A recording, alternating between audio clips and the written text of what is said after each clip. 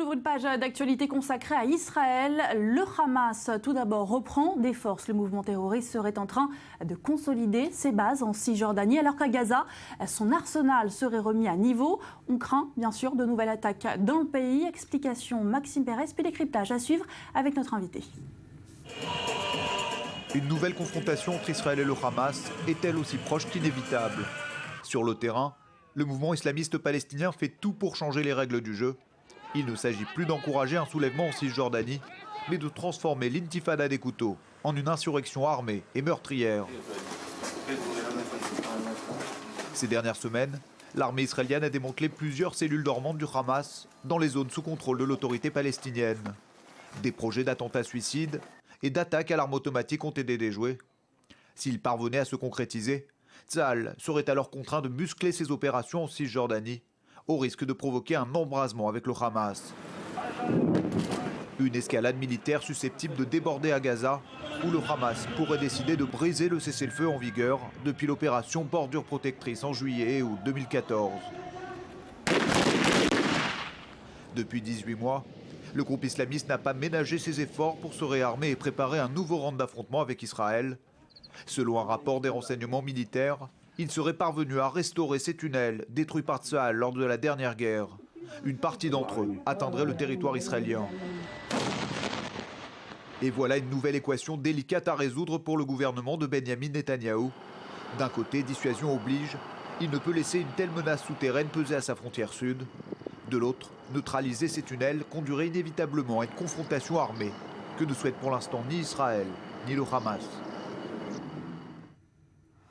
Et on en parle avec Elie Carmon, expert en terrorisme à l'université IDC d'Herzliya. Bonsoir. Bonsoir. La prochaine confrontation entre le Hamas et Israël, ce n'est qu'une question de temps? Il y a déjà une confrontation, surtout en Cisjordanie, parce que le Hamas ne peut pas être actif à partir de Gaza.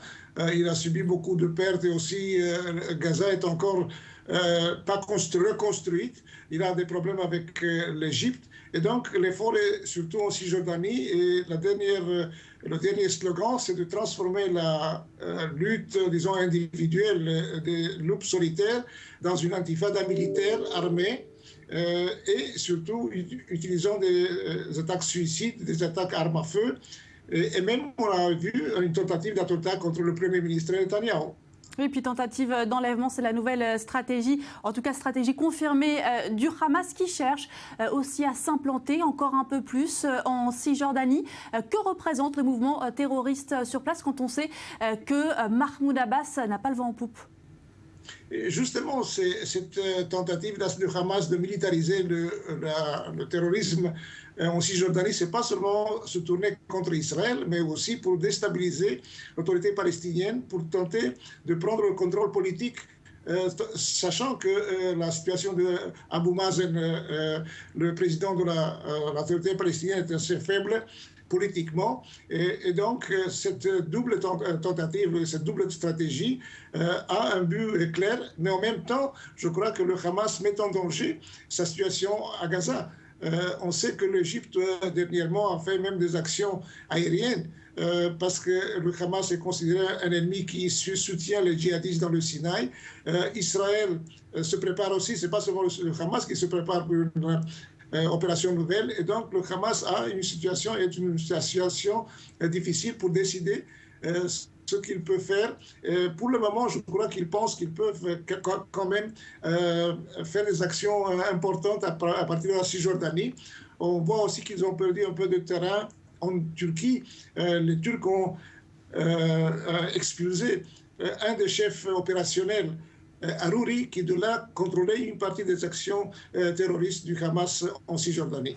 Mais tout de même, Elie Carmon, on l'a vu dans ce reportage, le fait que le Hamas s'empresse de reconstruire des tunnels pour perpétrer des attaques en Israël malgré la dernière guerre, ça nous dit quoi sur la force de dissuasion de l'armée israélienne?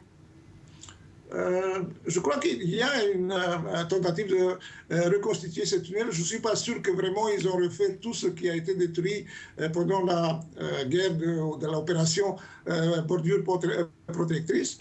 Ils ont maintenant aussi des problèmes de contrebande. Même si l'Iran, par exemple, voudraient continuer à appuyer le Hamas. Les tunnels, la majorité des tunnels sont fermés. Et donc, on a vu qu'Israël a réussi à arrêter une partie de la contrebande à travers la frontière israélienne avec le Gaza. Je crois qu'ils ont eu le succès peut-être dans pour refaire l'arsenal et les tunnels. Je ne suis pas sûr qu'ils sont revenus à la situation avant la guerre de Yemen. Merci Élie Carmon pour cette analyse.